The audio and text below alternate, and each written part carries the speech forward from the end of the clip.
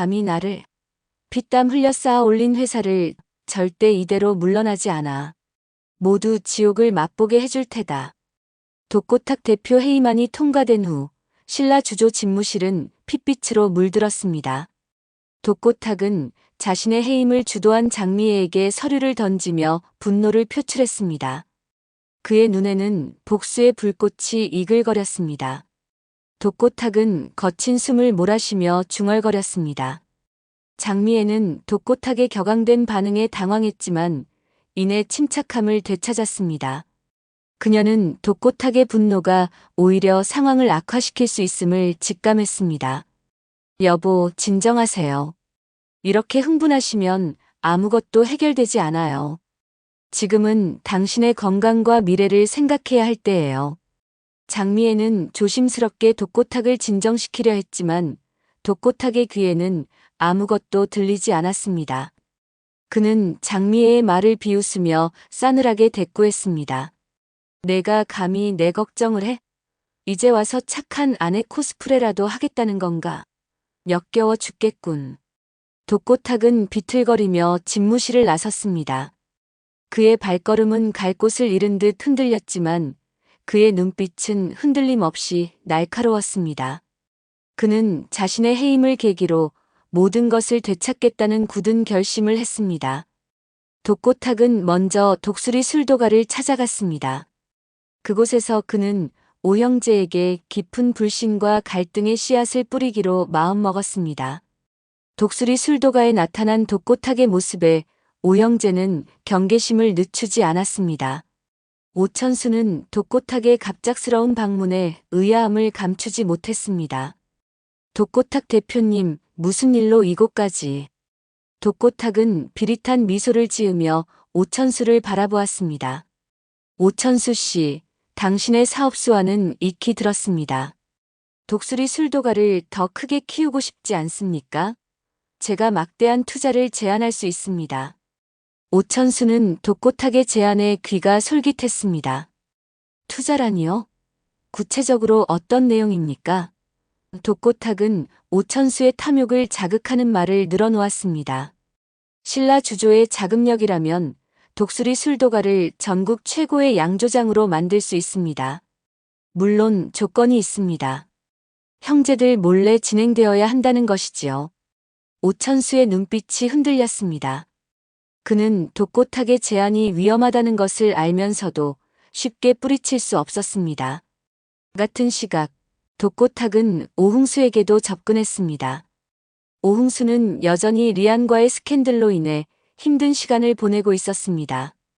독고탁은 오흥수의 약점을 정확히 꿰뚫어 보았습니다. 오흥수 씨, 리안과의 스캔들로 많이 힘들었겠군요. 하지만 이 스캔들이 당신에게 오히려 기회가 될 수 있습니다. 제가 당신을 도와 리안과의 스캔들을 잠재울 수 있습니다. 그 대가로 당신은 저의 꼭두각시가 되어야 합니다. 오흥수는 독고탁의 제안에 분노했습니다. 당신이 감히 나를 협박하는 겁니까? 독고탁은 오흥수의 분노를 비웃었습니다. 협박이 아닙니다. 제안이지요.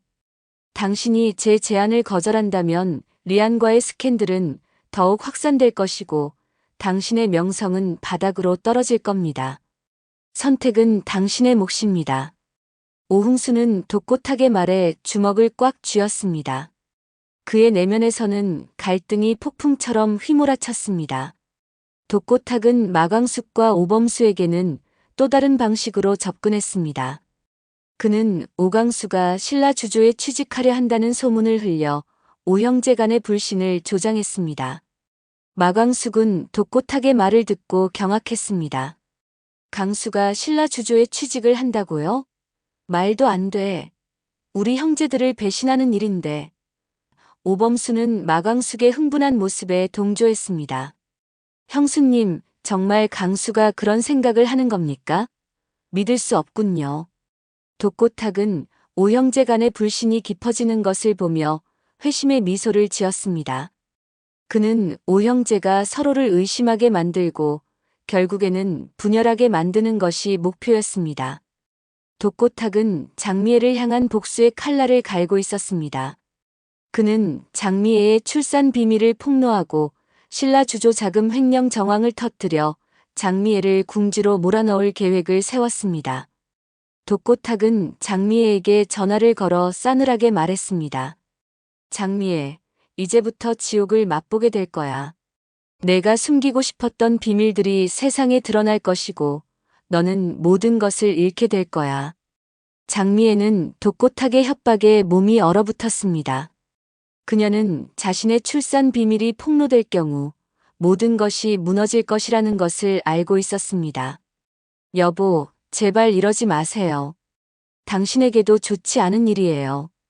장미애는 독고탁을 설득하려 했지만 독고탁의 마음은 이미 복수로 가득 차 있었습니다. 이제 와서 후회해도 소용없어. 내가 날 배신한 순간 모든 것은 끝난 거야. 독고탁은 장미애의 비밀을 폭로하기 위해 기자들을 만났습니다. 그는 장미애의 출산 비밀과 신라 주조 자금 횡령 정황에 대한 모든 증거를 제시했습니다. 기자들은 독고탁의 폭로에 경악했습니다. 이 소식은 삽시간에 퍼져나가며 세상을 발칵 뒤집어 놓았습니다. 장미애는 독고탁의 폭로로 인해 모든 것을 잃을 위기에 처했습니다. 한편 한동석은 마광숙의 치매 장모 모시기 제안으로 인해 깊은 고민에 빠져 있었습니다. 한동석은 마광숙에게 다시 한번 자신의 입장을 분명히 했습니다. 광숙 씨, 장모님을 모시는 것은 쉬운 일이 아닙니다. 무엇보다 장모님이 우리와 함께 사는 것을 좋아하실까요? 그리고 제가 15년간 장모님을 모시지 않았다고 해서 제가 책임과 도리를 모르는 사람이 되는 겁니까? 마광숙은 한동석의 말에 상처받은 표정을 지었습니다. 동석 씨는 저의 진심을 이해하지 못하는군요. 저는 단지 어르신이 홀로 외롭게 지내시는 것을 보고 싶지 않을 뿐입니다. 이건 책임과 도리의 문제라고 생각해요. 한동석은 마광숙의 고집에 지쳐갔습니다. 광숙 씨, 당신의 마음은 이해합니다. 하지만 주변 사람을 챙기는 것도 어느 정도가 있지. 광숙 씨 이럴 때마다 지칩니다. 별명이 완또 완전 또라이라더니 광숙 씨 완또입니까? 정도껏 좀 하세요. 한동석의 격앙된 목소리에 마광숙은 눈물을 글썽였습니다. 공주실도 화가 나 있는 상태였습니다. 공주실의 전화는 한동석을 더욱 혼란스럽게 만들었습니다. 공주실은 단호하게 말했습니다. 한서방, 자네 장모 모시는 건 정말 말도 안 되는 소리야. 절대 가만 있지 않을 것이네. 아무리 내 딸이라도 마음에 안 든다네. 한동석은 공주실의 말에 난감함을 금치 못했습니다. 한동석은 전화를 끊고 마광숙을 떠올렸습니다. 내버려두면 온 세상 사람들 다 거두겠다고 나설 판이야. 무슨 일이 있어도 이번엔 내가 져주면 안 된다. 한동석은 마광숙과의 관계에서 중요한 결정을 내려야 한다는 것을 직감했습니다. 그의 마음속에서는 사랑과 현실적인 문제 사이에서 끊임없이 갈등이 일어났습니다. 치매 초기 진단을 받은 장모님을 모시는 일이 결코 쉽지 않을 것이고 공주실의 강경한 반대도 부담스러웠습니다.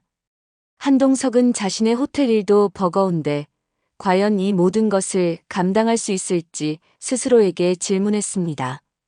그때 한동석의 휴대전화가 울렸습니다. 발신자는 독고탁이었습니다. 한동석은 왠지 모를 불길한 예감에 휩싸였습니다. 독고탁은 이미 신라 주조 대표 자리에서 해임된 상태였지만 그의 목소리는 여전히 오만함과 냉기를 품고 있었습니다. 한동석, 오랜만이군. 잘 지내고 있나? 한동석은 독고탁의 뜬금없는 연락에 경계심을 드러냈습니다. 독고탁 대표님, 무슨 일로 연락을 주셨습니까? 독고탁은 비릿하게 웃으며 본론으로 들어갔습니다. 한동석, 당신도 결백하지 않잖아. 과거의 그 장부 내가 모를 줄 알았나?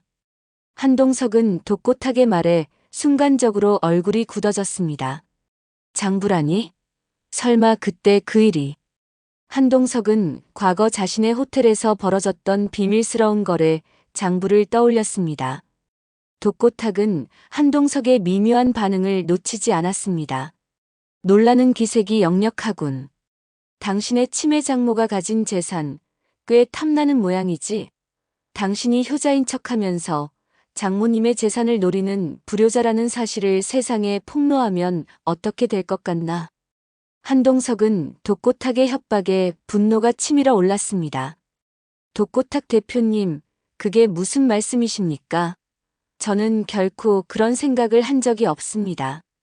독고탁은 한동석의 격앙된 목소리를 비웃었습니다. 아니라고. 당신이 장모님의 재산을 탐내지 않는다면 왜 그토록 마광숙의 제안에 망설이는 거지? 치매 노인을 돌본다는 명목으로 재산을 가로채려는 수작이 아니라고 누가 증명할 수 있겠나? 독고탁은 한동석의 약점을 집요하게 파고들었습니다.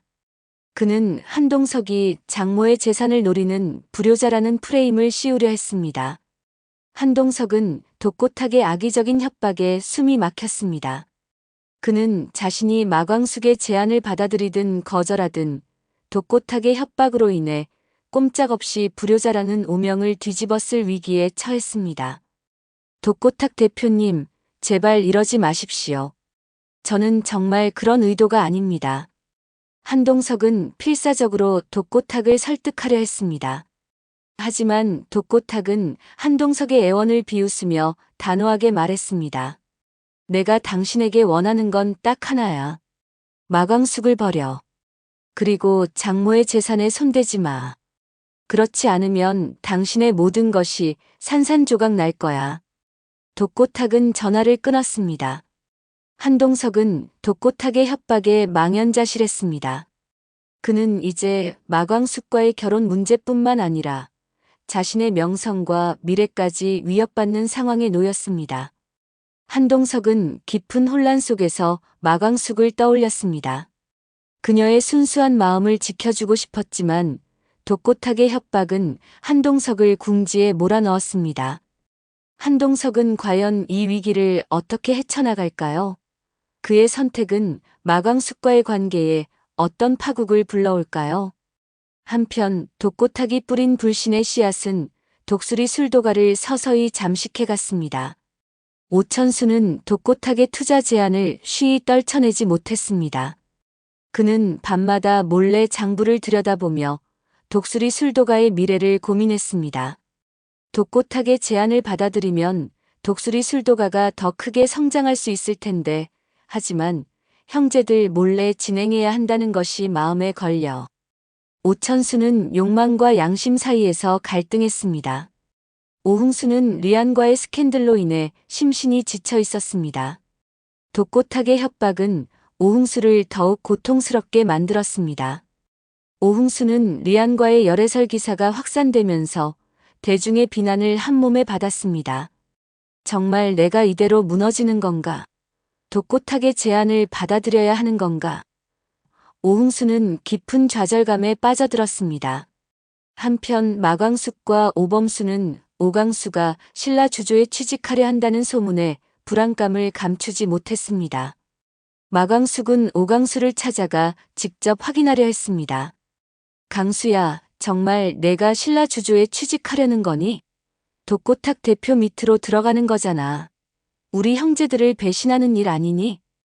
오광수는 마광숙의 추궁에 당황했습니다. 형수님, 무슨 소리예요? 내가 언제 신라 주조에 취직한다고 했어요? 그러나 마광숙은 오광수의 말을 믿지 않았습니다. 이미 독고탁이 뿌려놓은 불신의 씨앗이 마광숙의 마음속에 깊이 박혀 있었기 때문입니다. 오범수 역시 오광수를 의심의 눈초리로 바라보았습니다. 강수야, 형수님 말씀대로라면 내가 우리를 배신하는 거나 다름없어. 정말 아니라고 말할 수 있어? 오광수는 형제들의 의심에 억울함을 토로했습니다. 형님, 형수님, 정말 제가 아니라고요. 누가 그런 헛소문을 퍼뜨린 겁니까? 하지만 오형제는 오광수의 말을 믿지 않고 서로를 의심하며 분열하기 시작했습니다. 독고탁은 오형제 간의 갈등이 심화되는 것을 보며 만족스러운 미소를 지었습니다. 이제 독수리 술도가도 내 손아귀에 들어오겠군. 형제들의 불신은 내가 원하는 최고의 결과물이야. 독고탁의 폭로로 인해 장미애는 모든 것을 잃을 위기에 처했지만 그녀는 쉽게 무너지지 않았습니다. 장미애는 정신을 차리고 독고탁에게 반격할 준비를 시작했습니다. 그녀는 먼저 자신의 출산 비밀과 관련된 진실을 밝히기 위해 움직였습니다. 장미애는 과거를 되짚으며 자신을 도울 수 있는 사람들을 찾아 나섰습니다. 장미애는 신라 주조 자금 횡령 정황에 대해서도 철저하게 조사하기 시작했습니다. 그녀는 독고탁이 자신의 해임을 막기 위해 어떤 비리를 저질렀는지 파헤치려 했습니다. 장미애는 밤낮 없이 자료를 뒤지고 사람들을 만나며 증거를 모았습니다. 그녀는 독고탁의 악행을 세상에 폭로하고 자신의 명예를 되찾기 위해 모든 것을 걸었습니다. 장미애는 홀로 싸우는 것이 아님을 깨달았습니다. 그녀는 자신을 지지하고 응원해주는 사람들에게 힘을 얻었습니다. 장미애는 독고탁과의 전면전을 준비하며 비장한 각오를 다졌습니다. 독고탁, 당신이 나를 무너뜨리려 한다면 나 역시 당신을 용서하지 않을 거야. 당신의 모든 것을 빼앗아 갈 테다. 독고탁의 복수는 과연 어디까지 이어질까요? 오형제는 독고탁의 계략에 의해 완전히 분열될까요? 그리고 장미애는 독고탁의 악행을 밝혀내고 자신의 명예를 되찾을 수 있을까요? 한동석은 사랑과 현실 사이에서 어떤 선택을 할까요?